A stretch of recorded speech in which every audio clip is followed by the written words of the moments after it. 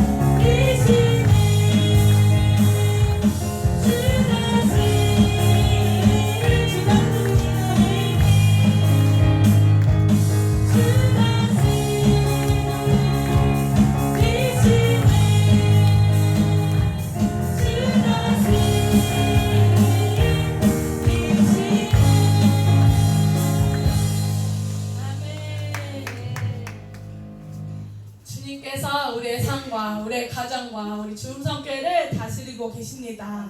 우리 믿음으로 주님을 붙잡고 나아가면 됩니다.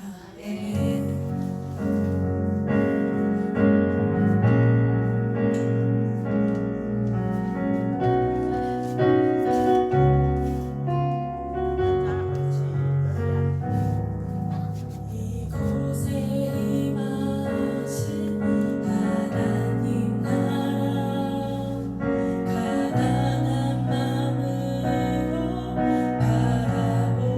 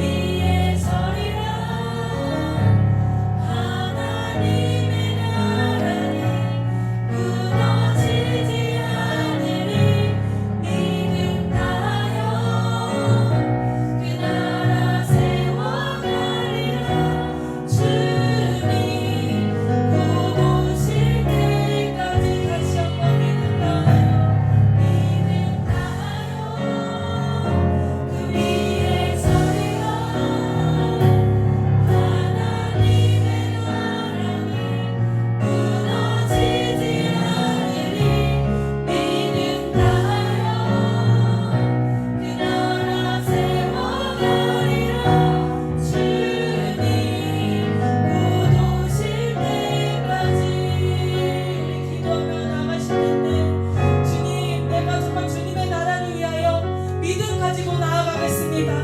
내가 정말 주님의 나라를 믿음을 가지고 나아갈 때 주님께서 나의 삶과 나의 가정과 우리 주음성교회를 다스려 주실 줄 믿습니다. 내가 그 약속 붙잡고 오직 주님의 나라를 붙들며 바라보며 나아가겠다고 우리 주여 삼창으로 기도하며 나아가겠습니다. 주여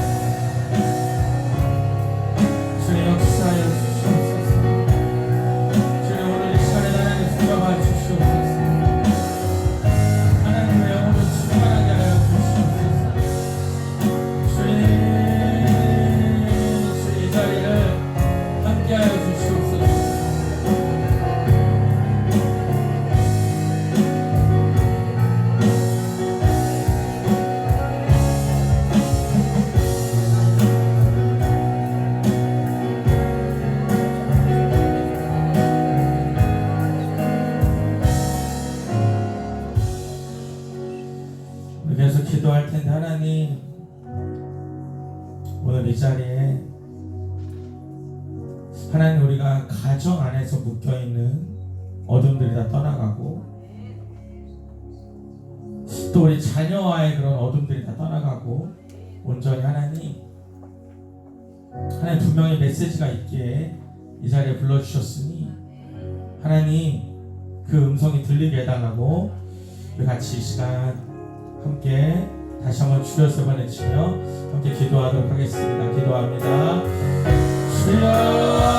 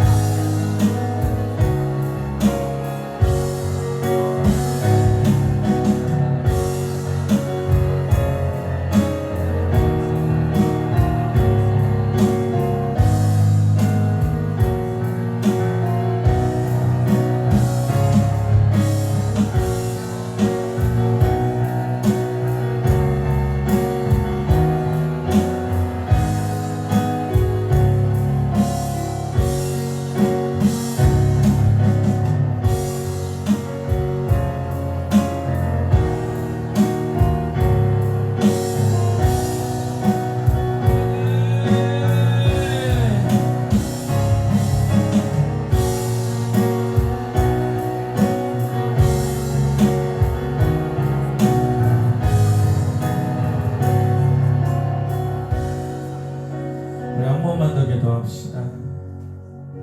여러 가지로 좀 분주하고 또 이렇게 급하게 우리가 이 자리에 모였는데 저도 그렇고 여러분도 그렇고 더 하나님 내 안에서 그 귀가 열리고 눈이 뜨이고 하나님의 은혜가 들어갈 수 있는 그런 그릇이 준비될 수 있도록 하나님 이 시간 내 그릇이 준비되어지게 해달라고 하나님 이 시간 내 그릇이 채워지게 해달라고 우리 같이 함께 한 번만 더 두 손 높이 들고 이 자리를 위해서 같이 기도합시다. 기도합니다. 주여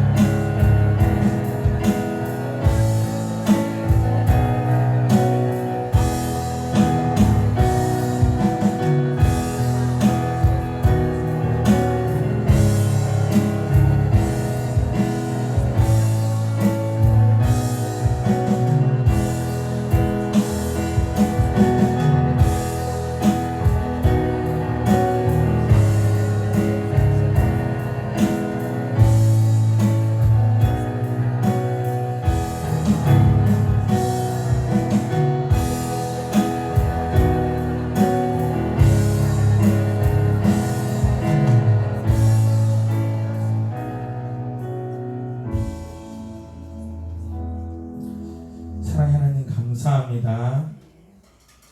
오늘 우리 이상훈 선교사님 우리 중성교회 보내주셨습니다. 하나님께서 우리 선교사님에게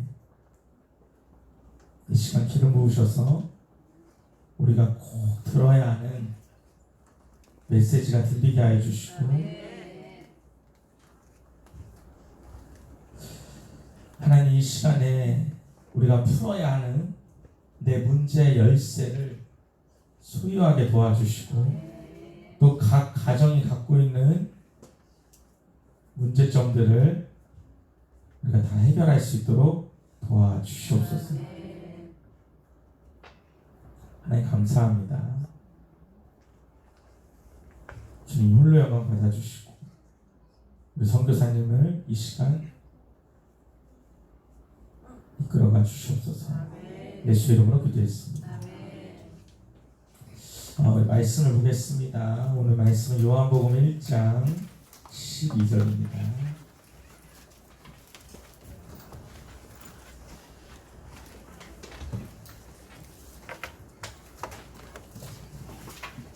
요한복음 1장 12절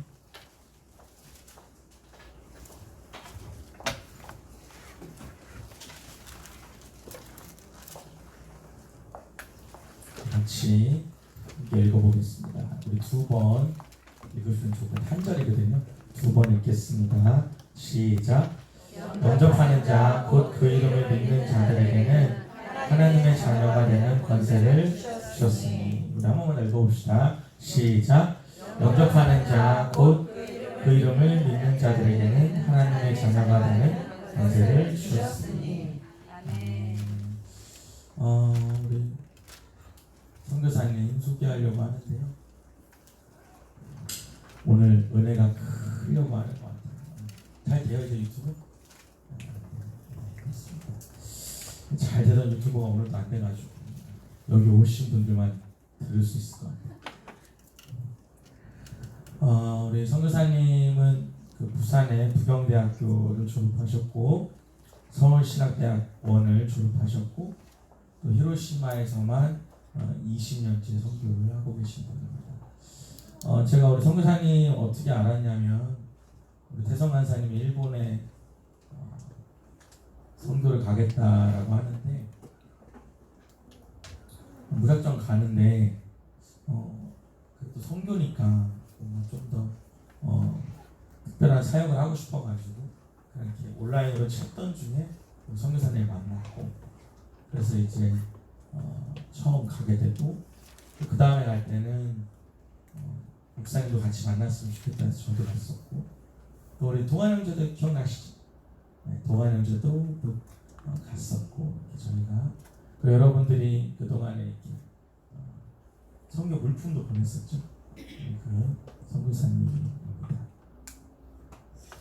여러분 그 저희가 이제 말씀을 듣고 우리 오늘 좀 독특하게 가정 문제나 자녀 문제나 이런 선교에 대해서 여러분이 이야기를 듣고 또 궁금해하는 것들 답을 듣는 그런 시간을 좀 가질 겁니다.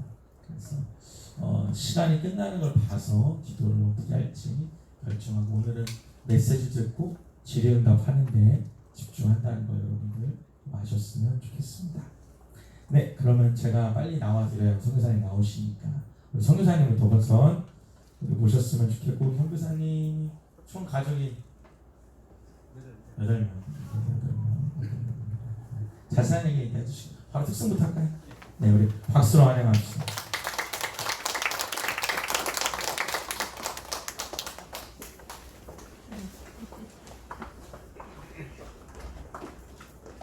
여기 선생님 일로 올라오시죠.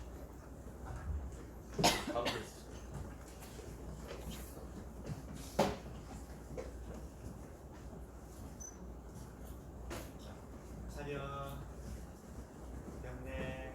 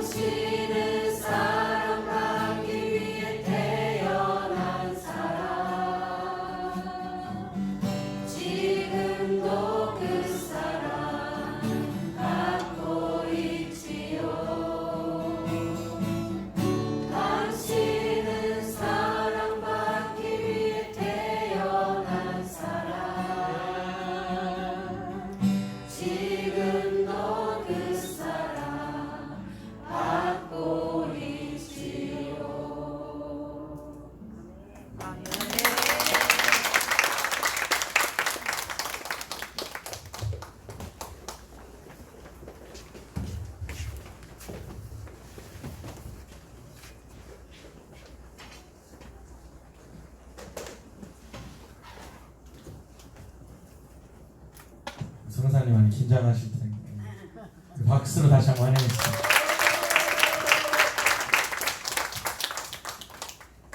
네, 반갑습니다. 제가 처음 뵙겠습니다. 그렇지만 참 많은 은혜를 받았습니다. 그래서 이 교회를 기억하면 참 항상 감사하는 마음이 넘칩니다. 때마다 얼마나 선물을 많이 보내주시는지, 크리스마스 12월 달이 되면 그 선물을 받고 굉장히 기뻐했던 기억이 납니다. 한 번도 뵌 적이 없는데 그렇게 보내주시는 건 분명히 하나님께서 또 여러분의 마음을 움직여 주셨다고 생각합니다. 그래서 참 감사를 드립니다. 제 소개를 하도록 하겠습니다. 저는 이제 일본의 히로시마에 2003년도 10월 16일 날 갔습니다. 그래서 혹시 PPT나 이렇게 나오면은 제가 있는 곳에 교회 모습도 나오는데,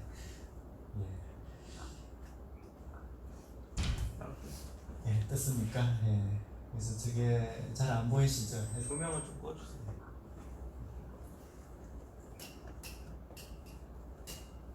예, 너무 밝은 것보다 이게 더 낫네.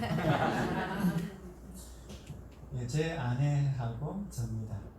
제 아내의 이름은 장미숙이고요. 여기가 히로시마 제일교회라고 합니다. 여기서 제가 20년 동안 여기서 사역을 했습니다. 처음에 저희들이 히로시마를 갈 때 여기가 주음성 교회더라고요. 그래서 하나님의 음성을 들었다. 귀로 들은 건 아닌데요. 저와 제 아내가 아침마다 둘이서 예배를 합니다.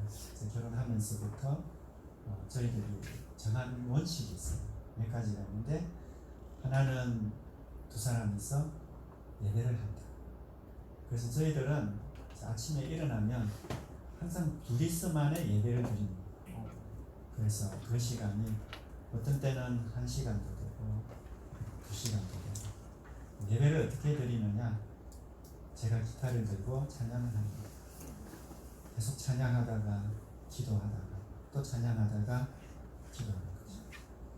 근데 대전에 있을 때 기도를 하는데 우리가 이제 눈을 감고 하나님이 우리에게 뭐라고 말씀하시는지 한번 잠시 들어보자, 그렇게 기다리는 시간을 가졌습니다. 그런데 갑자기 제 마음속에 어떤 마음이 드느냐면 가라라는 마음이 들더라고요. 그래서 이게 무슨 생각인가, 제가 좀 이상해서 기도를 멈추고 제 아내와 이야기를 했어요. 하나님이 가라라고 하는 마음이 드는데 이게 뭘까? 그러면서 조금 더 기도해보자, 그렇게 했어요. 그랬더니 제 아내하고 이야기한 결과가 하나님이 분명히 우리를 어디론가 보내시는 것 같다. 자, 그러면 한 번 더 기도해보자. 어디로 보내는 게 하나님의 뜻인지, 하나님의 음성인지. 두 사람이서 또 각자 침묵을 했습니다. 침묵을 하는데 아무래도 어디로 가야 될지를 모르겠더라고요. 그런데 왜 생각이 안 났냐 하니까 너무나 뻔한 답이었기 때문에 그래요. 왜냐면 그 전에 제가 일본에서 3년을 살았거든요. 이미 일본어는 다 되고 있었어요. 그래서 기도를 멈추고 제가 그랬어요. 여보, 당신 우리가 하나님 같으면 이 두 사람을 어디로 보낼 것 같냐고 물어봤어요. 그러니까 내가 하나님이면 이 두 사람을 일본으로 보내겠다.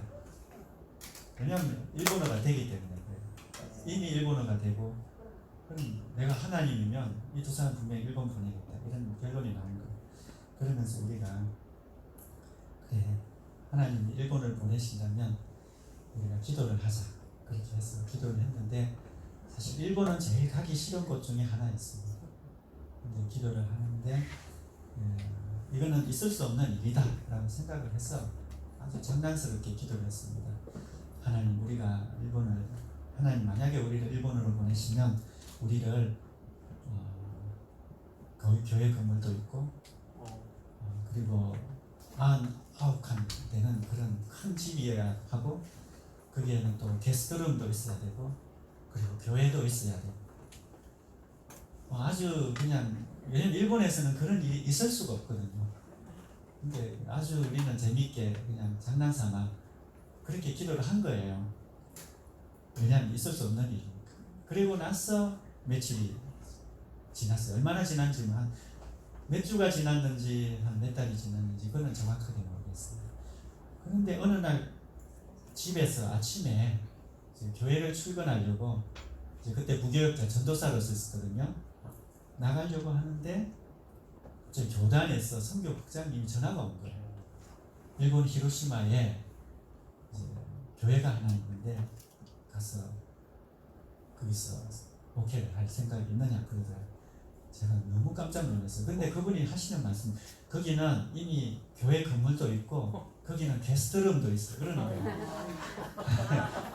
너무 놀래가지고 깜짝 놀랐어요. 그래서 근데 그래도 일본은 가기 싫어요. 네, 잘 알겠습니다.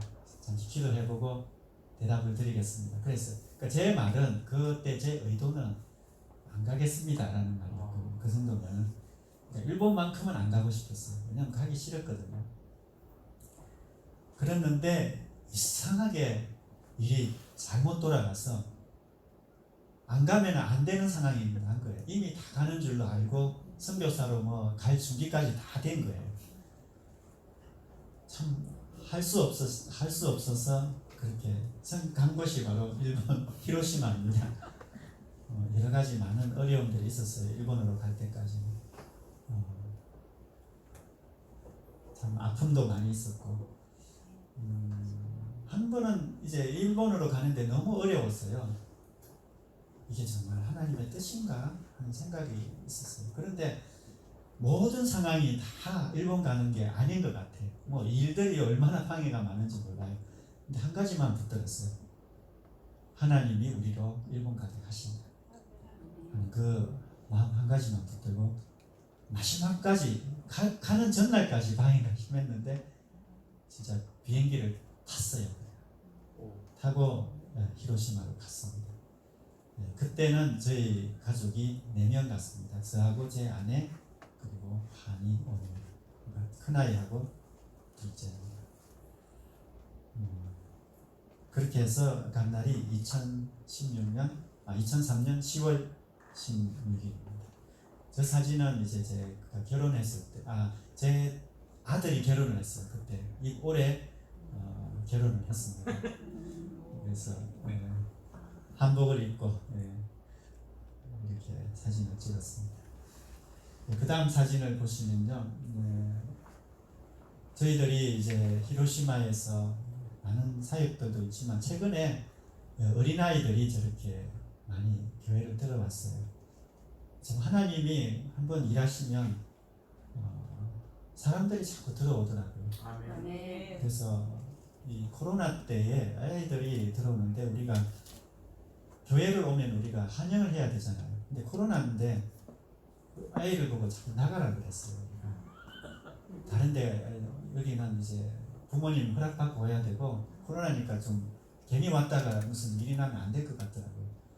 그래서 막 애들이 몰려왔어요. 진짜 친구들 따라 공원에서. 그래가지고 우리가 다 보내놓고 생각을 한 거예요. 참 20년 동안 있으면서 일본에 아이들을 전도하기 위해서 그렇게 애를 쓰는데도 아이들이 거의 안 왔거든요. 근데 코로나라고 해서 아이들이 이렇게 왔는데 야, 교회 오지 마라 이런 게 너무 이상하더라고요.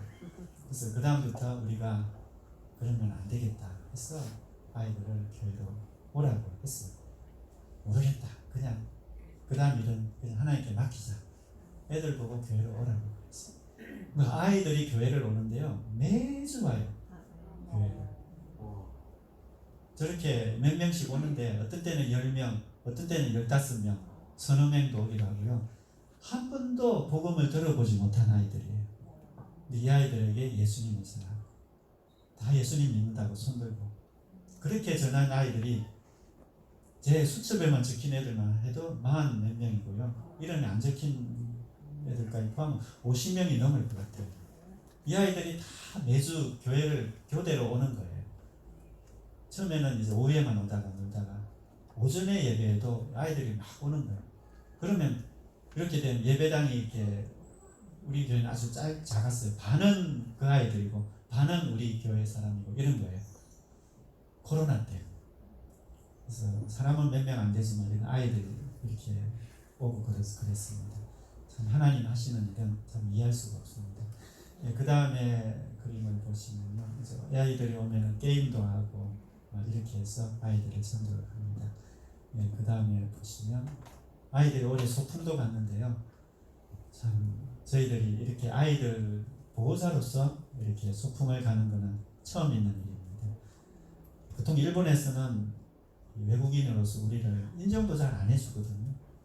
그런데 최근에는 아이들이 저희들을 보면요, 우리를 보고 굉장히 좋아하고 공원에 가면요 다 몰려듭니다. 우리 주위로. 우리 초의 승리 소망이 우리 아이들인데 걔들 엄마 아빠 왔다. 그래서 소풍 갈 때도 저희들이 보호자로 그렇게 그 길을 따라갔습니다. 그만큼 참 최근에 하나님이 하시는 일은 참 놀라웠습니다. 그래서 하나님이 어린아이들이 주님께 돌아오는 것들을 참 보게 하셨습니다. 그 다음에 그림을 보시면 왼쪽에 있는 분들은 잘 안 보이시겠지만 이분들은 농아인들이에요. 말을 못하시는, 그러니까 말을 못한다기보다는 음성으로 이렇게 말을 못하시는 분들이에요. 수화를 해야 됩니다. 근데 이분들이 교회를 왔어요. 근데 제가 도저히 감당이 안 되더라고요. 왜냐면 제가 수화를 할 수 있어요. 다 써가면서 이렇게 이야기를 해야 되는데, 근데 이분들이 오면 딴 일을 못 하겠어요. 왜냐면 이 일만, 이 사람들만 집중적으로 쓰고 이야기하려면요, 다른 사람은 다 제가 목회자로서 그게 잘 어렵더라고요. 그래가지고 제가 또 제 습관이 있죠. 다른 교회로 가라고 그랬어요. 오지 말라고 그랬어요. 조금 가까운 데 가면요, 이제 농아인인데 치유받아서 목사님 사모님 있는 교회가 있어요. 제가 그 교회를 소개시켜줬어요. 그 교회 가십시오 그랬어요. 그러니까 저기 있던 중간에 있는 분이요, 여자분이 저보고 이러는 거예요. 글자를 탁 쓰면서 목사님 당신이 수화를 배워가지고 저희들한테 성경을 가르쳐주세요 그러는 거예요. 그래서 제가 참 그 이야기를 듣고 할 말이 없어가지고 수화 배우라면 배우죠. 안 가겠다는 거 그럼 제가 배워야 되지 않습니까? 그래 그때부터 수화를 배워서 지금 수화로 설교를 합니다. 네. 이제 그때 이거는요 제 능력이 아니에요. 이거는 하나님이 그런 언어를 할 수 있는 은혜를 주셨어요. 그래서 이분들은 수화로도 하고, 오른쪽에 있는 분은 예수님을 안 믿는 분이었어요. 근데 이분을 두 분이 부부인데 왼쪽에 있는 두 분이 이분을 모시고 왔어요. 그래서 이분이 예수님을 믿는다고 고백을 한 거예요. 그래서 작년 12월 달에 세례를 받았습니다. 그러니까 낙가마루상이라는 분이에요. 이분이 수화로 제가 세례를 했습니다. 이 수화를 하시는 분들이 예수님을 맞아들일 때는요 정말 신기하네요. 몸을 다해서 예수님을 주님으로, 이게 주님이거든요. 그러니까 내 주님으로 가슴을 이렇게 모신다고 하는데요, 눈으로 보는 그 느낌은요 굉장히 강합니다. 그래서 이분이 예수님을 믿었어요. 참 이런 일들이 최근에 일어났습니다. 참 귀한 일들이고요. 그 다음에 오른쪽에 아까 이분은 미즈노상이라고 하는 분인데 노인 시설에 있는 한 분이에요. 근데 이분은 외로운 분이에요. 참 외로운 분이에요. 근데 이분을 우리가 찾아갑니다. 제 꽃을 좋아해서 갈 때마다 꽃을 이렇게 선물합니다. 그러면 우리가 누구냐고, 이 치매도 걸리셔가지고요, 누구냐고 하면 저희들은 다 알아봅니다. 그러면 지금 코로나 때문에 한 달에 한 번으로 줄었지만 그전에는 매주 갔어요. 그래서 우리가 한번 이런 외로운 분들을 찾아갈 때는요 그냥 쉼없이 매주 갑니다. 그래서 여기서 한번 시설에서 다른 한 분을 또 만났어요. 이분을 만나다가 남자분인데 파킨서 병에 걸린 분, 아웃기산이라고 하는 분인데요. 그분을 만나서 예수님을 전했어요. 그분이 예수님을 영접을 했습니다. 근데 이분이 예수님을 영접하고 그냥 얼마 있다가 돌아가셨어요. 세례도 받으시고 거기서 시설에서. 근데 참 제가 선교사로서 복음을 전하는 사람으로서 제가 전한 복음 때문에 이 사람이 말씀을 듣고 구원을 받았고, 그러면 얼마나 놀라운 일입니까? 좋은 일입니까? 감사한 일이죠. 근데 그 사람은 다른 크리스찬을 만나본 적이 없어요. 그리고 교회를 가본 적도 없어요. 오직 저만 알아요. 그리고 제가 전한 그 하나님의 말씀만 듣고 믿고 예수님 믿고 돌아가셨어요. 한편으로는 감사한 일이긴 한데 그때 제 마음속에 굉장한 두려움이 생겼어요. 왜 그러냐면요, 이 한 영혼이 만약에 제가 전했긴 했는데 혹시나 하나님 앞에 섰을 때에 이 사람이 예수님으로부터 내가 너를 알지 못해라고 만약에 그런 선언을 받았다면 그 책임은 누구한테 있을까? 그런 두려움이 막 저한테 들기 시작하는 거예요. 그 고민이 언제 깊어지기 시작했냐면요, 그분이 막상 돌아가시려고 할 때 병원에서 끝까지 제가 봐드렸거든요. 근데 그분은 몸이 다 굳어가지고 눈동자만 움직이는 거예요. 그런데 제가 가면은 알아봐요. 그래서 조금 있다가 제가 농담도 하고 그러면 눈이 완전 애기같이 되네요. 그런데 그렇게 마지막 순간을 고통스럽게 지나가는 걸 보면서 제 마음은 너무 심각해지는 거예요. 과연 이 사람이 예수님을 제대로 믿고 있을까? 내가 제대로 전했을까? 만약에 이 사람이 지옥 간다면 나는 어떻게 할까? 나는 어떻게 할까? 그 생각이 밀려오는데요, 잠이 잘 안 오더라. 그래가지고 너무 마음이 힘들고 어려워서 제가 상담을 했어요. 다른 분들에게, 그리고 제 아내에게도 이야기를 했어요. 그러니까 하는 말이 최선을 다했으니까 괜찮은 거거든요. 그건 알면서도 한 영혼의 무게가요 얼마나 무겁다는지를 제가 그때 참 알게 되었어요. 그러니까 제가 일본에 있으면서 안 믿는 분들이 너무 많아요. 그리고 한국에 와서도 사람들을 만나면 제가 전도를 합니다. 그러면은 만나서 예수님을 믿으라고 해요. 그래서 이 한 영혼의 무게를 너무나 귀한 걸 알기 때문에 참 소홀히 할 수 없다는 생각을 합니다. 그래서 여러분들이 예수님을 이렇게 믿고 여기 있는 것은 굉장한 겁니다. 이건 엄청난 거예요. 그래서 제가 일본에서 이 한 사람을 구원하기 위해서는요 엄청난 대가를 치러야 해요. 그런데 여러분이 여기 있잖아요. 이건 정말 하나님이 여러분을 사랑하시는 거라고 생각합니다. 네, 그 다음에 그림 보시면요, 드디어 이제 저희 가족을 소개하는 때가 왔습니다. 저희 가족은 이렇게 많습니다. 모두 자녀가 8명입니다. 그리고 이번에 큰아이가 결혼을 했기 때문에 며느리가 생겨서 모두 11명, 우리 가족이. 그 옆에 한복을 입은 사람이 며느리니까 사돈이에요. 엄마의 일본 홀리네스 교단 마츠야마 교회의 목사님입니다. 그러니까 신학교에서 만났어요. 그래서 큰아이를 빼고 모두 7명은 입양을 했습니다. 그래서 오늘은 제가요 여러분에게 이 입양에 대한 이야기를 좀 하려고 합니다. 입양에 대한 이야기. 많은 분들이 저에게 질문을 합니다. 어떻게 입양을 그렇게 많이 하셨어요? 그러면 우리를 향해 사람들은 참 대단하다고 이야기합니다. 그럴 때마다 저는 참 곤란하고 난감합니다. 왜냐하면 우리가 대단한 사람이 아니라는 걸 제가 잘 알거든요. 사실 제가 입양을 제일 반대한 사람 중에 한 사람입니다. 왜냐하면 자신이 없어서 그래요. 저는 고생하는 걸 참 싫어합니다.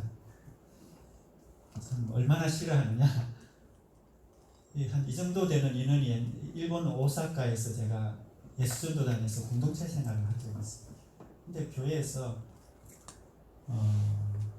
금식을 하자고 그랬어요. 거기서 공동체에서. 근데 제가 3일을 금식을 하자는데 금식하는 거는 자신이 없어서 못한다고 그랬어요. 그러니까 식사를 담당하는 자매님이 3일 동안 제 식사를 다 챙겨주셨어요. 금식하면서. 제가 그런 사람입니다. 그러니까 뭐 어려운 거는요 저는 절대 하기 싫어하는 사람이에요. 그런데도 제가 이 입양을 결정하게 된 거는요, 입양은 하나님으로부터 왔기 때문에. 입양이라고 하는 주제는 상당히 무겁습니다. 왜냐하면 입양은요 우리의 삶의 가장 깊은 곳을 건드리는 이야기이기 때문에 그래요.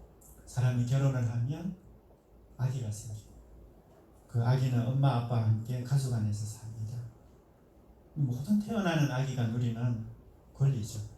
그리고 세상에서 가장 평범한 이야기예요. 가장 자연스럽고 또 가장 아름다운 일이에요. 그러니까 아기가 말을 처음 배우면 자연스럽게 자기를 낳아준 엄마 아빠를 향해 뭐라고 그러죠?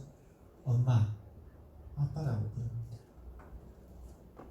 그런데 모든 아이들이 다 그렇지는 않습니다.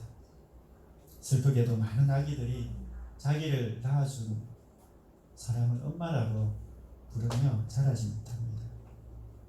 근데 아기를 낳고 그 아기를 키울 형편이 되지 못해서 양육을 포기할 수밖에 없죠. 결국 그 아기는 누군가가 대신 양육해야 되고 또 양육하는 자가 이런 아기를 자기의 가족으로 받아들여 자녀로 삼는 것, 이것을 입양이라고 이야기합니다. 그래서 입양에는요 아픔과 기쁨이 공존해요. 아기를 낳은 친모는 아기를 떠나보내야 하는 아픔을 견뎌야 하고, 입양 가족은 자녀를 얻는 기쁨을 얻습니다. 그래서 입양 가족은 아기를 입양하는 동시에 이런 아픔 또한 다 입양을 해야 됩니다. 이런 면에서 입양이라는 것은 이런 가족 안에서 일어나는 진짜 근본적인 아픔을 다루는 일입니다.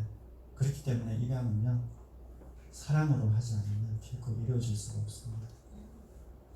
그러니까 세상에 태어나 마땅히 받아야 할 그 부모의 사랑을 받을 수 없는 그 사랑을 누군가가 대신해서 그 사랑을 채워주어야 하는 일이기 때문에 그렇습니다. 저는 아이들을 7명을 입양했습니다. 저와 아내가 입양을 할 수 있었던 것은 이런 사랑을 저희들이 하나님으로부터 배웠기 때문에 그렇습니다. 제가 첫 아이 온유를 입양할 때입니다. 온유가 누구냐면 저기 왼쪽에 보면 뒤에서 두 번째 아이가 온유입니다. 큰 딸이에요. 저 아이 온유를 처음에 입양할 때 저는 하나님의 뜻이 무엇인지를 기도해야 됐어요. 그냥 무작정 입양을 할 수 없는 일이잖아요. 그래서 입양이 하나님의 뜻인지 아닌지를 하나님께 물어봐야 됐습니다.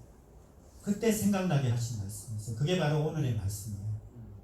영접하는 자, 곧 그 이름을 믿는 자들에게는 하나님의 자녀가 되는 권세를 주셨어요. 너무나 잘 아는 말씀이죠. 근데 이 말씀은 너무나 잘 알아서 때로는 감동이 없을 때가 있어요. 그죠?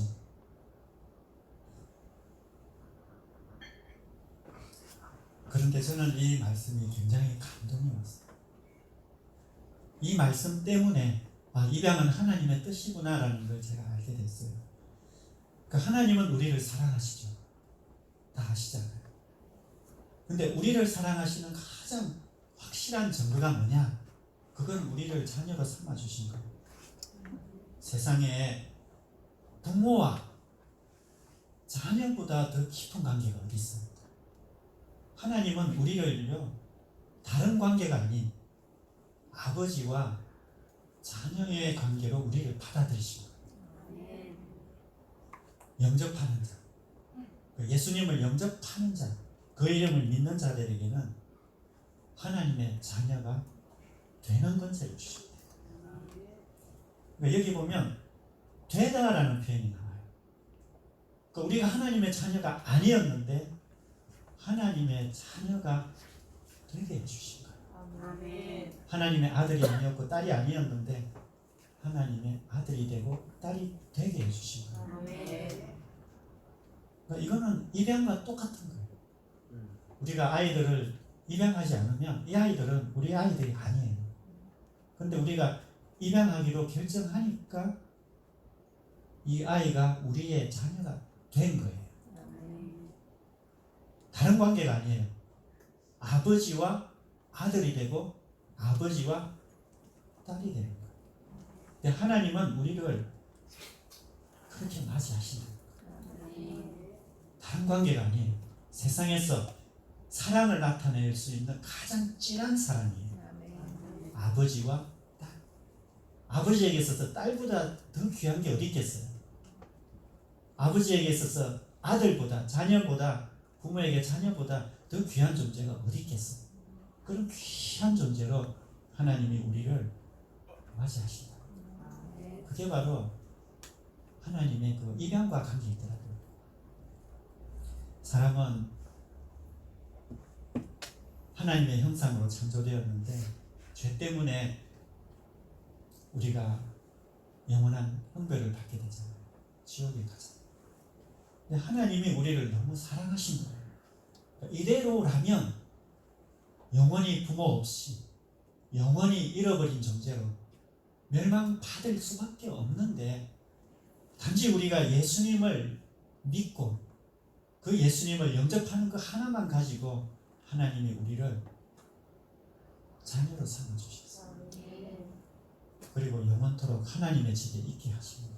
그러니까 우리 아이들도 입양을 하니까요, 우리 집에 있어요. 우리의 아들이고 딸이 돼요. 우리가 누리는 가장 좋은 걸 우리가 누려요. 여기 오니까 목사님이요, 맛있는 걸 사주셨어요. 짬뽕을 먹었어요. 맛있는 거 여러 가지 먹었는데 우리 아이들이요, 우리를 대접하다 보니까 아이들도 같이 누리고, 또 오늘은 남산 타워도 가고요, 서울 타워도 가고, 우리의 자녀니까 우리가 누리는 걸 다 누린 우리의 세계 안에 우리 아이들이 다 있는 거예요. 그것뿐만 아니라 매일 우리는 아이들을 위해 기도합니다. 하나님과 우리와의 관계가 그런 관계. 그런 관계로 받아들이는 것이 입양이죠. 그래서 저는 이 자녀를 입양함으로 인해서 하나님의 마음이 어떤지를 조금이나마 알게 되었습니다. 그리고 자녀가 된다는 것이 무엇인지를 조금만 경험하게 해주신 거예요. 우리 아이들이 저를 향해 아빠라고 부릅니다. 너무 당연한 이야기죠. 그런데 저는 참 때로는 가끔은 믿을 수가 없어요. 얼마 전까지만 해도 이 아이들이 우리 아이들이 아니었는데 우리 아이가 되고 나서 조금 크더니 저를 보고는 아빠라고 불러요. 그러면 저는 이렇게 생각해요. 참 마음이 묘해요. 그리고 기뻐요. 그것보다 기쁜 이야기가 어디 있어요? 나를 아빠라고 불렀어요. 이 딸이 아빠를 향해 불러주는 거, 아들이 나를 향해 아빠라고 불러주는 건요, 세상에서 친근함의 가장 극치, 최고의 친근함의 표시인 거예요. 엄마, 아빠. 그러니까 우리 아이들이 나를 향해 아빠 불러줄 때는요, 제 마음이 너무 기뻐요.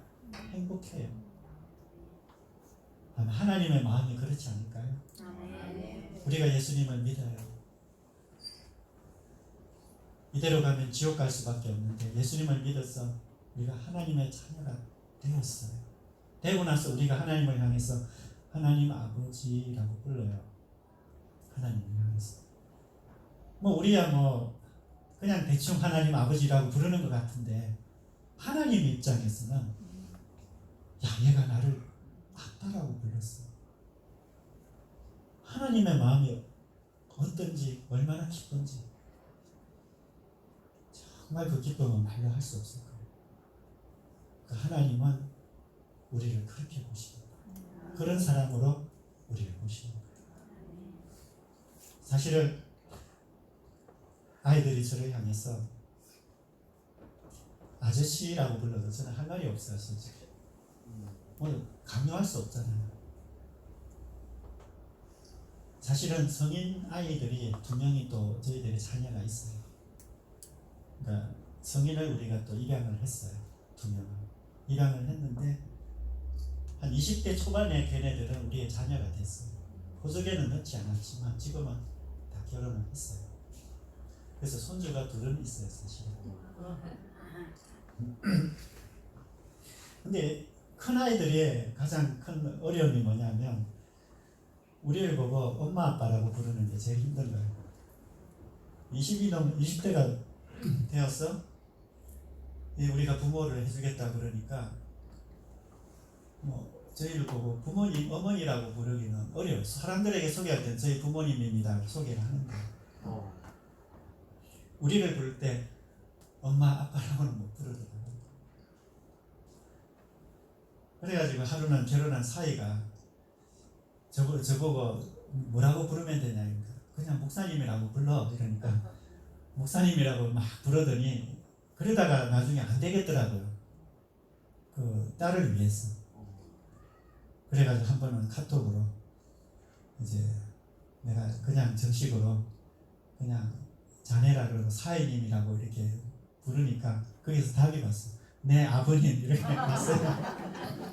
그래서 지금은 아버님이 됐어요. 그분도 이제 사이도 목사님이에요. 침례교회 목사님이에요. 근데 딸이 저를 향해 가장 힘들어하는 게 아빠라는 말이었어요. 왜냐하면 아빠에게 상처가 있었기 때문이었어요.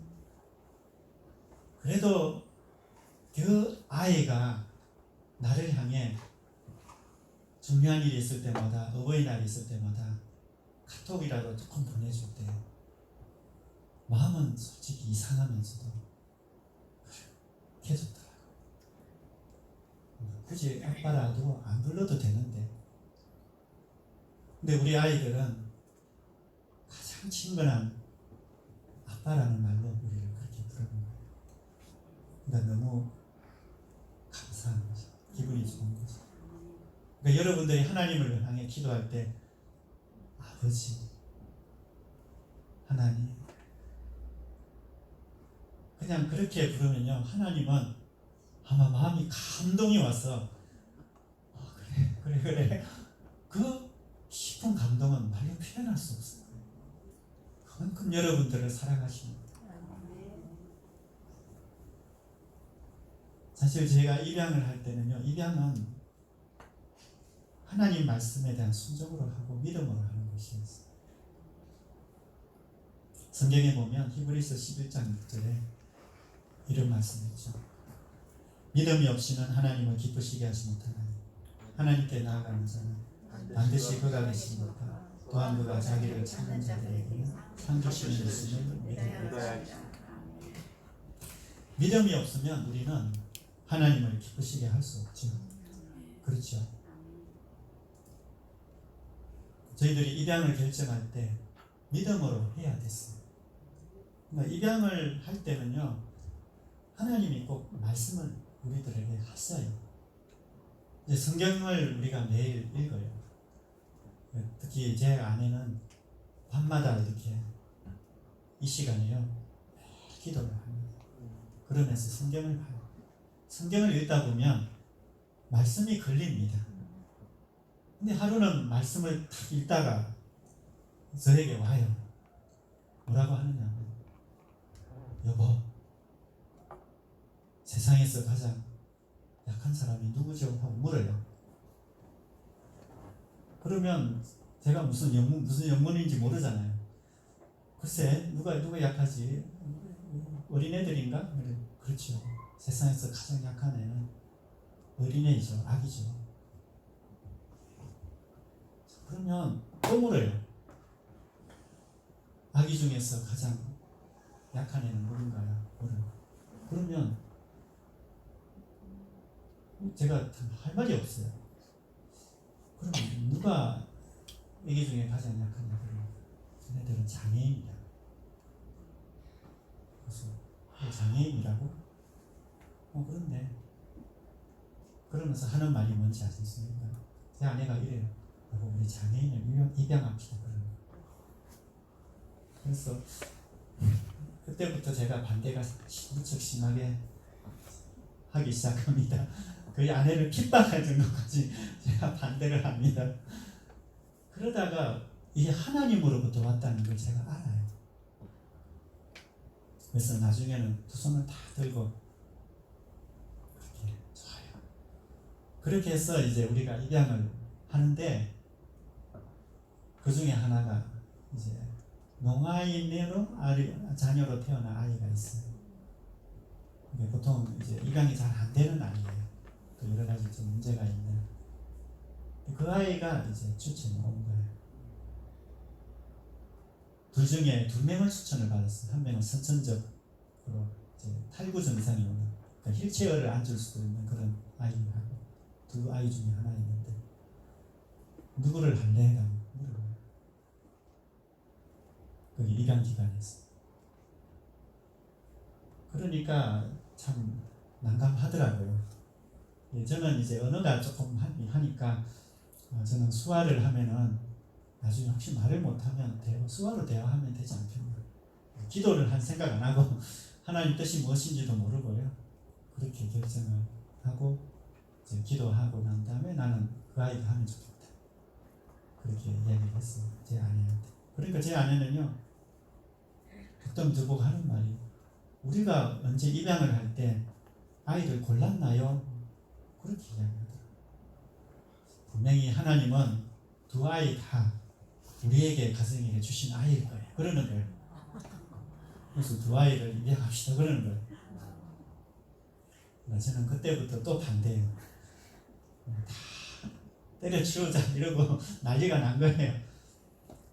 그래도 하다가 저 혼자만 난리가 나다가 결국에 하나님 앞에 엎드리면 이게 하나님 뜻인 거예요. 그래서 결국에는 저희가 2 아이를 입양하겠다고 했어요. 하니까 입양기관에서는 우리 상황이 어떤지를 아니까 이미 애들도 많이 있었거든요. 그래서 그런 건 안 되고 1명만 해요. 그렇게 해서 이제 결정이 된 게, 아까 그 가족 사진에 보면 그 평화라는 아이가 있어요. 여자아이가 있어요. 4번째 아이가 바로 그 아이. 참 그게 하나의 계기가 됐는지 모르지만 하나님은 우리의 작은 이런 음성까지도요 다 듣고 그걸 기억하고 계셔요. 근데 지금 제가 수화를 하거든요. 농아인들이 와서 예배를 드려요. 그럼 제가 수화로 그 사람들과 대화를 해요. 제가 그걸 하면서 뭐가 생각이 났냐면, 옛날에 제가 했던 말이 생각이 난 거예요. 말을 못하면 내가 수화를 배워서 대화하면 되지. 그랬던 게 지금 그대로 제가 하고 있는 거예요. 그러니까 하나님은요, 여러분이 하는 그 기도 하나하나를요 하나도 놓치시는 법이 없어요. 다 들어주셔요. 참 희한해요. 참 대단하신 분이에요, 하나님. 그만큼 우리를 사랑하신다는 걸 제가 알고 있습니다.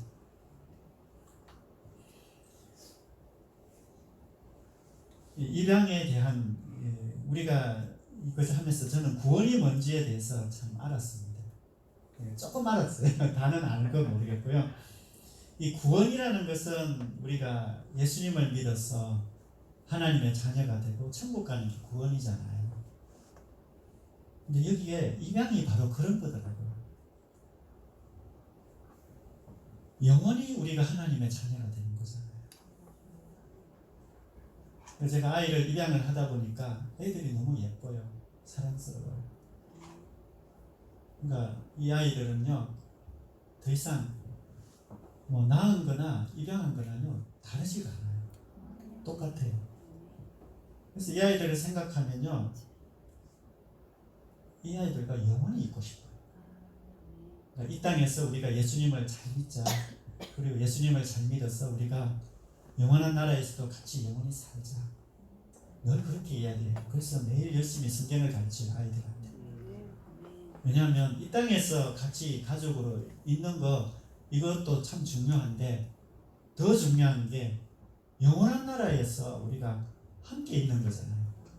그것보다 더 중요한 게 어디 있어요? 우리가 자녀를 사랑한다는데. 그렇잖아요. 이 땅에서는 가족으로 있으면서 죽어서는 이 아이들과 함께 할 수 없는 거라면 이게 부모로서 책임이 큰 거예요.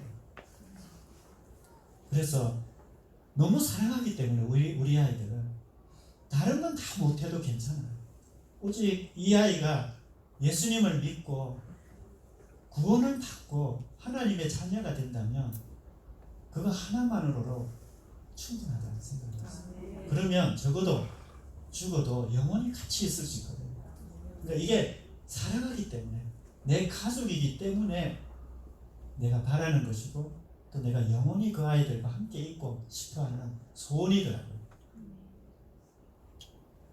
근데 예수님을 통해 하나님이 예수님을 보내신 그 이유가 바로 그런 마음이었어요.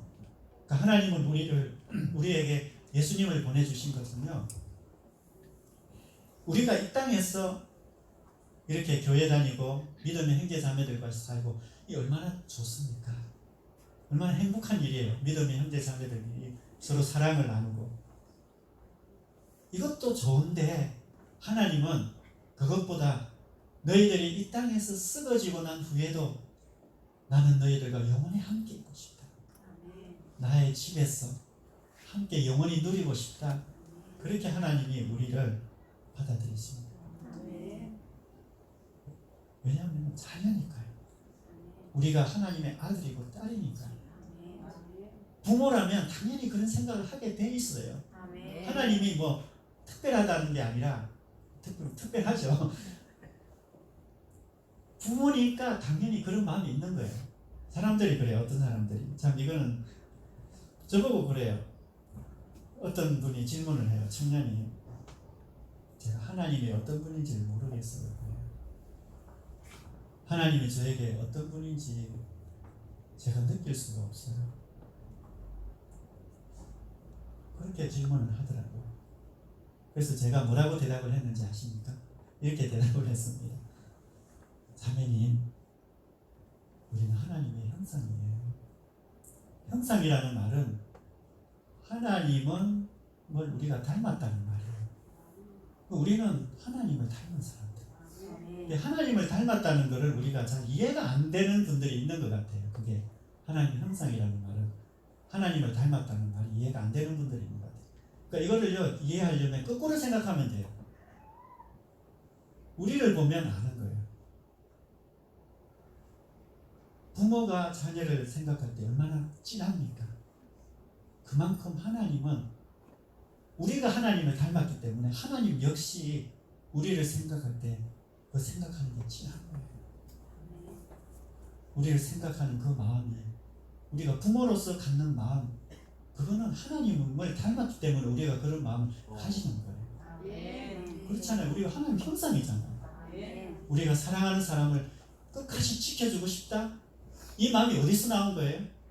우리가 하나님을 닮았기 때문에. 하나님 우리를 향해서 그런 마음을 가지고 있는 거예요. 그래서 사랑하는 부모님만 봐도요, 우리를 향해 진실로 헌신하고 우리를 전적으로 사랑해주는 부모님만 보고 자라도요, 어린아이들은 하나님이 어떤 분인지 아는 건 그렇게 어렵지 않아요. 우리는 하나님의 형상이잖아요. 하나님을 닮은 존재잖아요. 하나님이 우리가 사람이 거짓말하는 거 우리 싫어하잖아요. 하나님도 똑같이 그래요. 왜 그래요? 우리 하나님 닮았어 그래요. 그러니까 하나님 아버지를 우리가 못 느끼겠고 이해하지 못하겠다는 거는요, 하나님이 어떤 분인지를 잘 못 알아서 그러는데, 좀 쉽게 말하면 우리하고 별 다를 바 없다는 거예요. 특별하지 않다는 말이 바로 그런 말이에요. 우리 안에 하나님의 사랑이 심겨져 있어요.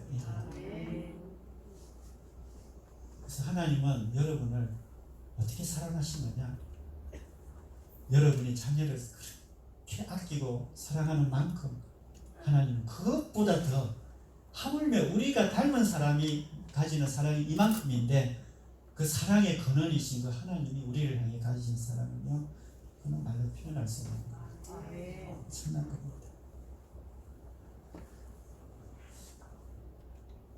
제가 이렇게 저희들의 가정에 대한 입양에 대해서 오픈을 하는 이유가 있어요. 이전까지는, 지금까지는요, 입양에 대해서 제가 이렇게 이야기를 안 했습니다. 사실 이번에 나와서 이런 이야기는 처음 이렇게 하는 거예요. 왜냐하면 입양이라는 우리 가정 이야기는요, 참 하기 어려워요. 왜냐하면 우리 아이들이 다 있고요, 우리 아이들이 듣는 데서 이런 이야기를 하는 건요, 쉬운 일이 아니에요, 사실. 그리고 아이들이요, 별로 안 좋아했어요. 큰 아이들도 그랬고, 좀 여러 가지 크는 과정 속에서 이렇게 많은 아픔도 있고 그렇기 때문에요. 그래도 이번에는 다 기도하고 같이 이야기를 나눈다고 하고 나온 거예요. 왜냐하면 이렇게 이야기하는 이유는요, 몇 가지가 있는데, 제일 중요한 거는 저희들의 모습을 통해서 저희 이야기를 듣는 분들이 하나님께 순종하기를 바라는 마음이 있어요. 하나님께 순종하기. 하나님께 순종하는 사람, 아까 믿음에 대한 이야기를 했잖아요. 하나님을 사랑하는 믿음이 없이는 기쁘시게 하지 못하나니 하나님께 나아가는 자는 반드시 그가 계신 것과 또한 그가 자기를 찾는 자들에게 상 주심이 있음을 믿어야 하지.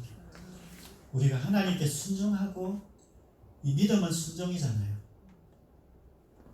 내가 믿음으로 아이를 입양을 했어요. 이거는 순종입니다. 만약에 내가, 하나님은 나에게 입양하기를 원했는데 내가 그것을 순종하지 않았어요.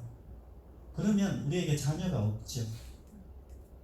그리고 하나님이 나한테 그런 마음을 주셨는데 그걸 하지 않았다는 것은 결국에는 이 말씀을 통해서 보면 하나님의 살아계심을 내가 인정해드리지 않은 거예요.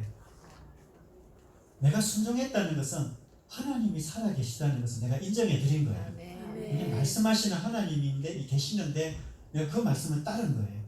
그러면 저는 하나님 말씀에 순종한 거고, 하나님 보라 살아계시다 하는 걸 내가 나타낸 거예요.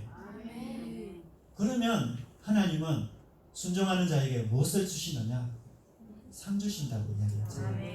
근데 이 상이요, 저는 여러 가지 상도 있는데 저희들이 참 가난했어요. 결혼할 때 돈이 없어서 제 어머니가 돈을 200만 원을 빌렸습니다. 그래가 결혼을 했어요. 그럼 우리한테 200만 원을 주더니 이제 신부가 온 자리에서 우리가 가진 게 이것밖에 없다. 사실 그것도 없었어요. 빌려놓으니까. 이것밖에 해줄 게 없다. 나머지는 너희들이 다 알아서 하자. 이렇게. 그러니까 가장 부끄러운 이야기를 한 거예요, 제 어머니가. 그렇게 결혼을 시작했어요.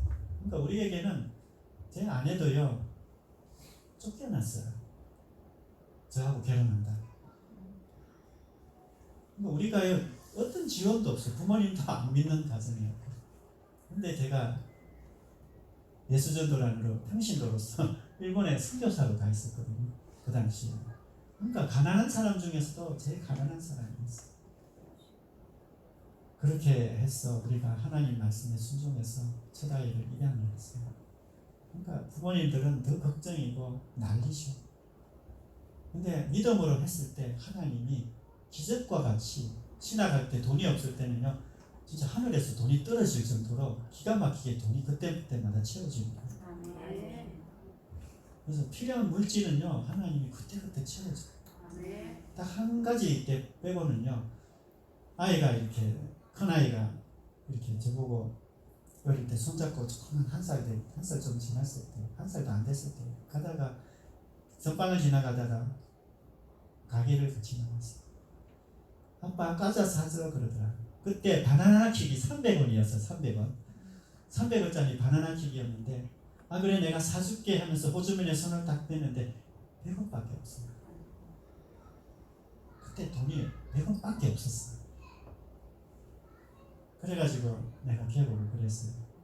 한이야, 지금은 돈이 없다. 다음에 사줄게. 그랬어요. 그러니까 걔가 제가 마음을 제 이야기를 알아들었어요. 그러더니 네 하더니 그냥 내려갔어요. 그때 빼고는요, 하나님이 모든 필요한 걸 다 채워주셨어요. 그리고 아이들을 계속 입양하는데요, 재정적인 것들을 엄청나게 채워주시고, 하늘에 뭐 정부의 그 제도까지 바꿔가면서 자녀가 많으니까 돈도 막 많이 부어주시고요, 철철 넘쳐서 돈을 뭐 어떻게 할 수 없을 정도까지, 뭐 쉽게 표현하면 그렇습니다. 저희들 입장에서는 그렇습니다. 그렇게 하나님이 채워주시더라고요. 근데 저는 그게 하나님의 상이라고, 그것만 하나님의 상이라고 생각하지 않습니다. 저에게 있어서의 가장 큰 하나님이 주시는 상, 보상, 그거는 뭐냐면요, 순종하는 자에게는 생명을 얻는 기쁨을 줍니다. 이 아이들 한 영을 우리가 순종하면서 받았잖아요. 그러면 이 아이 자체가 우리에게는 하나님의 선물이고 하나님의 상이고 하나님의 보상이에요. 일본에서는 정말 외롭거든요. 일본에 가기 싫어하는 이유가 바로 그거예요. 너무 외로워요. 집집마다 다 부스당이라고 하는 게 있어요. 신이 다 있어요. 하루는 교회에 앉아가지고 누워가지고 있는데 주변이 다 무덤이에요. 공동묘지에 누워있는 것 같았어요. 너무 외롭고 무섭고 그렇더라고요. 일본이란 데. 그런데 하나님이 학교로 그런 곳에 아이를 입양하게 하셔가지고 우리 아이들이요, 쉴 틈을 안 줘요. 우리를 기저귀 갈게 하고 밤마다 울어제끼고 우유 달라 그러고 방긋방긋 웃고 우울할 틈이 없어요. 이 한 생명이요, 우리에게 주는 기쁨은요, 말할 수가 없는 거예요. 그래서 아이들이 전쟁을 치르고 나서 잠을 탁 잘 때가 되면요, 세상 평안함을 느낍니다. 얼마나 아름답고 귀하고 감사한지 모릅니다. 하나님이 주시는 상은요, 상상을 초월하는 가장 좋은 것을 주시는 거예요. 그래서 저희들의 이런 나눔을 통해서 여러분들이 하나님께 순종했으면 좋겠어요. 하나님의 말씀이라면, 그 음성이라면 되든 안 되든 순종했을 거예요. 제가 아까 장애인 입양 이야기를 했잖아요. 그때도 그랬지만 이 마지막 이 쌍둥이를 입양했는데 초애하고 있으면 여기 있는 벌써 6학년이 됐어요. 남자애 여자애. 지금 저기 있는 큰 애는 소망이나 중학생 1학년이니까 얘가 1살 되던 때에 이 쌍둥이 2명을 입양을 했어요. 근데 그때는 입양법이 이제 막 문이 닫힐 때 한참 어렵게 되기 전에 이제 입양을 우리가 편안하게 할 수 있는 마지막 기회가 온 거예요. 그때 마지막으로 입양을 하기로 결정을 했어요. 아직 1살밖에 안 됐을 때죠. 1살 차이가 나는 거예요. 근데 이때는 아내가 한 명이 아니고 2명을 하자 그래요. 마지막인데. 그래가지고 그때는 제가 마음이 열렸었어요. 아 그래, 뭐 2명 하지. 하는데 막상 2명 한다니까 도저히 자신이 안 서더라고요. 아무리 한다고 하지만 생각해보세요. 이 두 아이를 동시에 입양을 하는 건데 아무리 생각해도 이거는 보통 일이 아니더라고요. 근데 제가 하기로 결정을 했어요. 왜냐면은 그 하나님의 주신 마지막 기회라는 걸 알았기 때문에 기회는 놓치면 다시 오지 않습니다. 그래서 그 기회를 잡아야 됐어요. 그때 하나님께 순종해야 됐어요. 그때 순종할 때 제 기도는요, 진짜 이 기도도 여러분 따라 안 하셔도 되는데 제가 이렇게 했어요. 기도도 아니에요. 경상도 사람이니까 에라 모르겠다. 이게 제 기도였어요. 그러니까 하도 기가 막혔어. 입양하는 입장에서도 하도 기가 막혔어. 모르겠다. 눈을 실컷 감고 우리 2명 입양하겠습니다 하고 데리러 간 거예요. 그래도 그렇게 순종해도 하나님은요 놀랍도록 인도하시고, 지금 그 아이들이요 지금 공원에 있는 아이들을 다 데리고 온 거예요. 참 놀라운 일이에요. 그 하나님이 주시는 참 보상은요 이 한 생명이에요. 우리가 생각할 수 없는 엄청난 걸 주십니다. 그러니까 여러분들이 하나님께 순종하면 영원토록 함께하는 영혼들을 얻을 수 있어요. 그래서 이게 참 하나님의 또 저희들이 이것을 감정하는 이유는, 또 하나는요 이 입양은 좁은 문으로 들어가는 거예요. 성경에 보면 마태복음 7장 13절 14절 말씀 있죠. 이 말씀을 한번 읽어볼까요? 좁은 문으로 들어가라. 멸망으로 인도하는 문은 크고 그 길이 넓고 그리로 들어가는 자가 많고 생명으로 인도하는 문은 좁고 길이 협착하여 찾는 자가 적음이라. 여기 보면 좁은 문으로 들어가라고 했어요. 우리 보고. 왜요? 거기는 생명으로 인도하기 때문에 그래요. 이 입양을 할 때요 서류가 복잡해요. 막내를 입양할 때는요 재판을 얼마나 많이 했는지 모르겠습니다. 그런데 우리가 그거 기꺼이 감당했어요. 왜요? 그거 다 하고 나면 생명을 얻거든. 그러니까 생명을 얻는 길에는요 그거 아무것도 아니에요. 서류를 100장 이상을 냈어요 제가. 그래도 그거요 아무 문제 없어요. 종이 몇 장 낸다고 1000장을 낸들 10,000장을 내라고 한들 한 생명을 얻는 일인데 아무것도 아니죠. 그래서 입양은 생명을 다루는 것이기 때문에 가장 가치 있는 일이에요. 좁은 문으로 들어가는 길이기도 하죠. 마태복음 16장 26절에 보면요 이런 이야기가 있어요. 말씀 있죠. 사람이 만일 온 천하를 얻고도 제 목숨을 잃으면 무엇이 유익하리요? 사람이 무엇을 주고 제 목숨과 바꾸겠느냐? 생명보다 소중한 게 어디 있겠어요? 그죠? 생명하고 바꿀 게 있어요 여러분? 없어요. 그런데요 생명하고 바꾸는 게 있더라고요. 제가 그걸 봤어요. 그게 언제냐니까 부모가 자녀를 구하려고 할 때 생명은 바꾸더라고요. 놓더라고요. 만약에 2사람 중에 한 사람만 사는데 엄마하고 딸이 있어요. 누가 살겠습니까? 딸이 살죠. 왜 그렇죠? 엄마가 생명을 포기해요. 가장 소중한 건데 그 생명 이름에 다 끝나는 대로 자기의 사랑하는 딸을 살리려면 생명은 포기하더라고요. 보석 얻으려고 그렇게 하는 사람은 없을 거예요. 차라리 보석을 던져버리지. 그러니까 어리석은 자는 보석 때문에 자기가 물론 그렇게 하는 사람도 있지만 정상적인 하나님을 닮은 사람이라면 보석은 던져버려요. 저는 결혼을 하니까요 여자들이 그냥 애를 낳는 줄 알았어요. 그런데 아니더라고요. 여자들이 애를 낳으러 갈 때는요 항상 혹시라도 무슨 일이 생길지도 모른다는 생각을 하고 들어간대요. 그 생명으로 생명을 바꾸는 것 같더라고요. 그 여자들이 애를 낳을 때는요 생명을 바쳐서 하는 거예요. 그걸 알았어요. 그래도 그런 과정 속에서 아기가 살고 부모가 죽을 환경이 생기면 부모는 기꺼이 죽어요.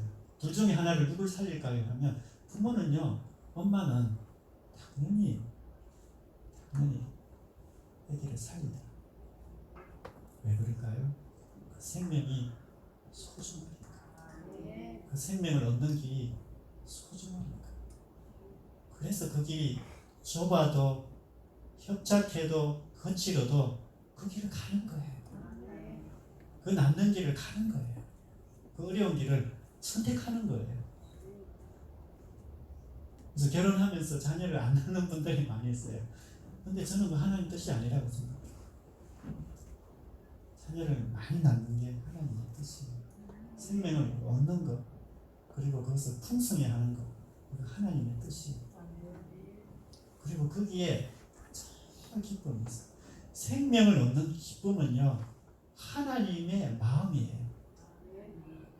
하나님이 여러분들을 창조하시고 그 얼굴을 보시고 얼마나 기뻐하시는지, 하나님의 모든 기쁨이 거기에 다 있어요. 그만큼 생명을 얻는 그것은 가치가 있는 거예요. 왜 예수님을 보내주셨어요? 예수님을 잃어버리더라도 그 생명, 우리를 얻고 싶어서 그런 거예요.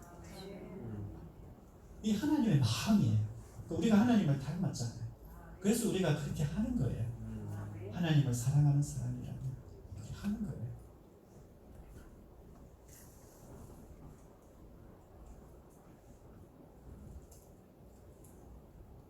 그래서 입양은요, 우리의 삶에 가장 큰 기쁨과 행복을 얻는 일임을 저는 배웠습니다. 생명을 얻는 일이 다 그런 거예요.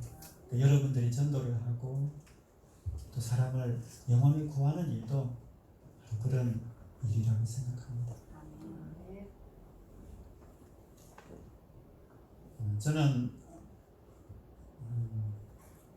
우리 아이들이 아까도 말했지만 제가 아빠라는 이유로 평안히 잠드는 모습을 보면 믿어지지가 않습니다. 막내 신이를 입양할 때는 아까 조그만 애 있었죠.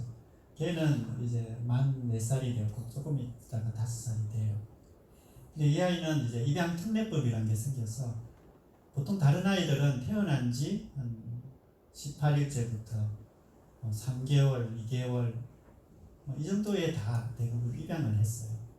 길어야 한 5개월 됐는데 막내는요 한 1년 거의 가까이 10개월 돼서 이제 입양을 했어요. 왜냐하면 중간에 재판을 해야 되기 때문에.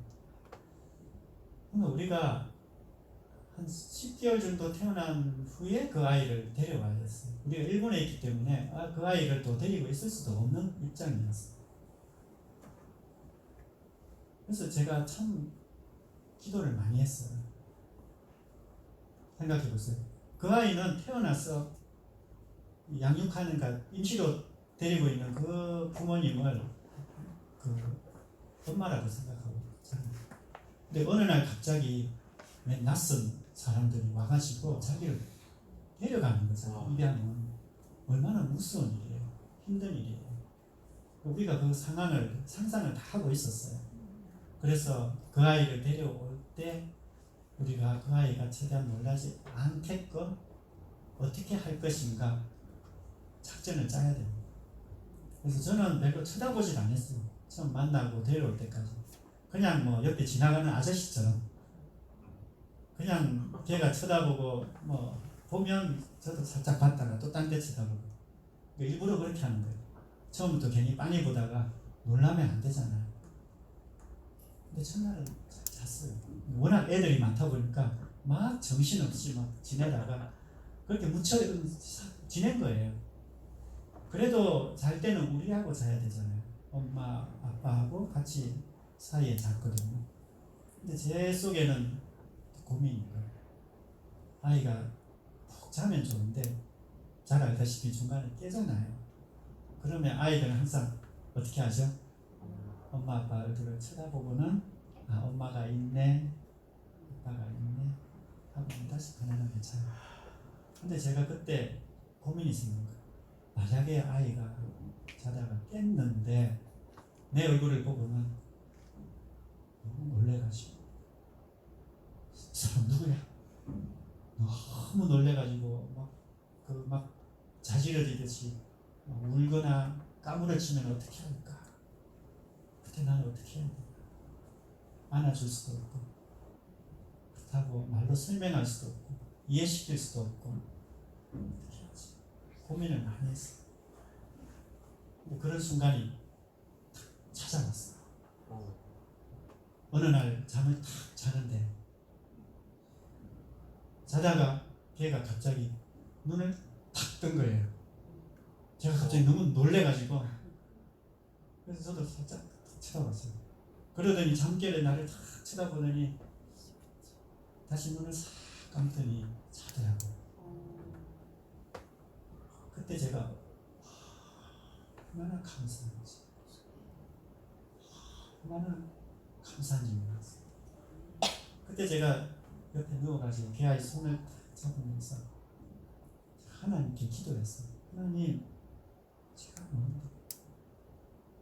뭔데 이 조그만 아이가 내가 뭔데 이 조그만 아이가 내가 아빠라는 하나의 그 이유 때문에 자다가 눈을 떠서 나를 보고 나를 향해 편안히 잘 수 있는가? 내가 누군데? 그런 생각이 들더라고요. 감사하다. 그런 생각이 들었어요. 그러면서 제가 생각을 해봤습니다. 우리가 하나님이 우리를 부르시는 두려움이 많아요. 제가 돌아가시는 분들 많이 봤어요. 그래서 돌아가시는 분의 죽음을 앞둔 분들이 제일 두려운 게 어떻게 하나님을 만날까? 그런 고민들이 있더라고요. 92살에 예수님을 영접하신 분이 있었어요. 우리 교회에 오셔가지고 이능구 할아버지라는 분이, 그분이 99세에 돌아가셨어요. 그때 예수님을 믿었어요. 그러더니 고백이, 목사님, 내가 왜 좀 더 일찍 예수님을 안 믿었을까요? 이렇게 좋은데. 그러더라고요. 그러더니 나중에 돌아가실 때가 가까이 되니까 너무 마음이 괴로워요, 목사님. 그래요. 왜 그러냐니까 잘못한 게 너무 많았어요. 이게 어떤 권사님도 평생을 주님을 섬기시면서 마지막에 저를 부르더니 이런 목사님이, 그래서 왜 그러세요? 그러니까 딱 돌아가서 며칠 전이에요. 제가 천국 갈 수 있을까? 그래요. 그래서 제가 그 질문이 하도 이상해가지고요. 평생을 그렇게 사신 분이 근데 죽음의 문 앞에서는 그게 두려워요.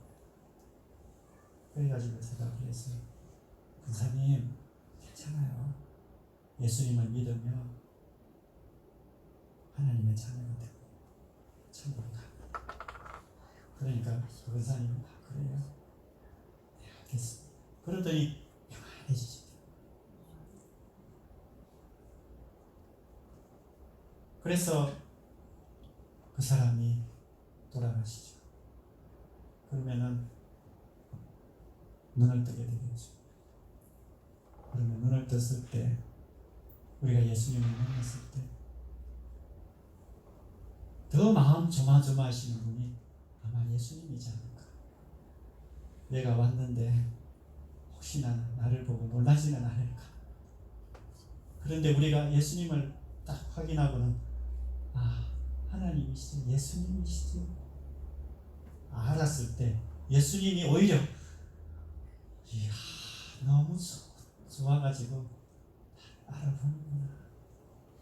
그 기쁨은요, 우리보다 하나님의 마음이 더 기쁘다고 생각을 해봤습니다. 우리가 그 눈을 떴을 때, 하나님을 향해 그 빛을 봤을 때, 하나님이시구나 했을 때, 우리가 느끼는 기쁨보다, 안도감보다 하나님이 우리를 자녀로 받아들이시고, 그래 수고했어, 네가 나를 알아보니 내가 너무 기쁘다. 그 마음이 하나님의 마음이라고 생각해요. 그만큼 하나님이 우리를 그렇게 사랑하시고 기다리시고 오히려 하나님이 그렇게 조마조마한 마음으로 우리들의 사랑을 얻고 싶어 하시는 거예요. 제가 아내와 30년 가까이 살았습니다. 살았는데도 아직도 모르겠어요. 맨날 알아가는 기쁨이 있어요. 지금도 알아가는 기쁨이 있어요. 참 신기하더라고요. 제가 옛날에는 천국 가면 재미없겠다 생각했어요. 영혼이라는 게 너무 재미없잖아요. 다 알고. 근데 이 땅에서 30년을 살아도 이 한 사람조차 내가 다 모르겠는데 알아도 또 새로운데 우리가 천국에서 하나님 역시 그렇다고 생각해요. 우리가 하나님 닮아서 그래요. 하나님이 우리를 아시잖아요. 아시는데도 또 모든 걸 다 아심에도 야 너를 보니 또 새롭네. 하나님 그렇게 여기실 거예요. 우리를 보고. 왜요? 우리가 그러니까요. 자식 보고 그러잖아요. 또 새롭네. 다 알면서도. 하나님의 마음이 그런 거예요. 영원한 나라에서는 새롭고 또 새로운 거예요. 잠시 봤는데 또 표정 또 다르니까 또 새로운 거예요. 그 많은 사람들, 영혼이라는 건요, 결코 지루하지가 않아요.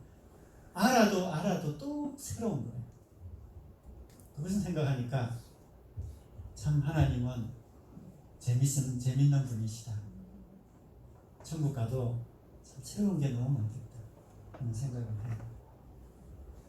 하나님은 그만큼 우리를 사랑하신다는 거죠. 그래서 저에게는 꿈이 있어요. 비전이 있어요. 그게 바로 이사야서 61장부터의 말씀인데요. 한번 읽어보겠습니다. 주 여호와의 영이 내게 내리셨으니 이는 여호와께서 내게 기름을 부으사 가난한 자에게 아름다운 소식을 전하게 하려 하심이라. 나를 보내사 마음이 상한 자를 고치며 포로된 자에게 자유를, 가신 자에게 노임을 선포하며 여호와의 은혜의 해와 우리 하나님의 보복의 날을 선포하여 모든 슬픈 자를 위로하되 무릇 시온에서 슬퍼하는 자에게 화관을 주어 그 죄를 대신하며 기쁨의 기름으로 그 슬픔을 대신하며 찬송의 옷으로 그 근심을 대신하시고 그들의 의의 나무 곧 여호와께서 심으신 그 영광을 나타낼 자라 일컬음을 받게 하려 하심이라. 입양을 기다리는 아이들은 세상에서 가장 가난한 사람입니다. 마음이 상한 자죠. 포로된 자입니다. 또한 세상에 태어나자마자 이별을 경험하는 가장 슬픈 자죠. 하나님은 이런 자들을 향해 아름다운 소식을 예수님을 통해 전해주셨습니다.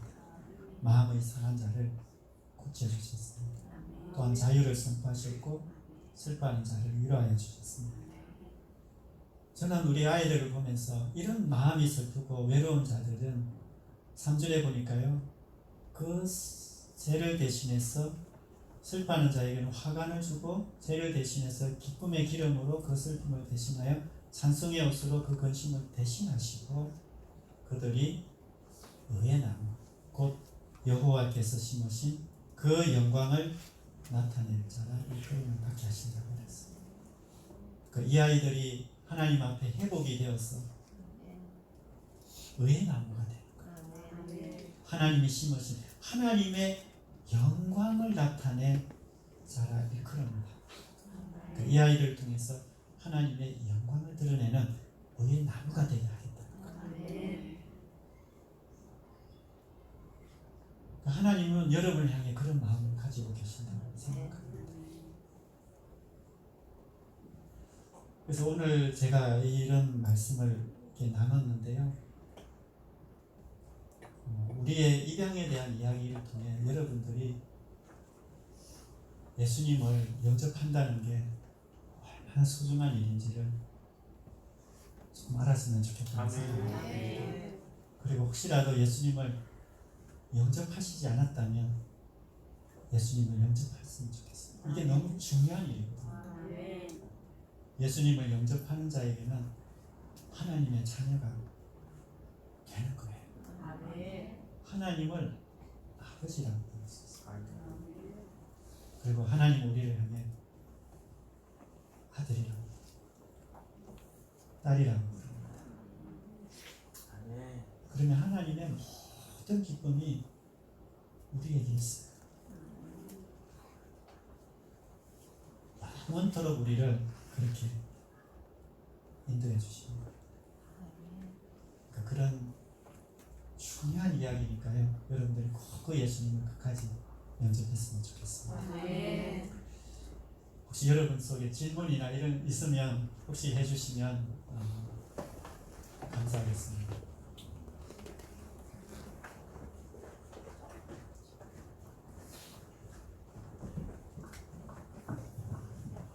우리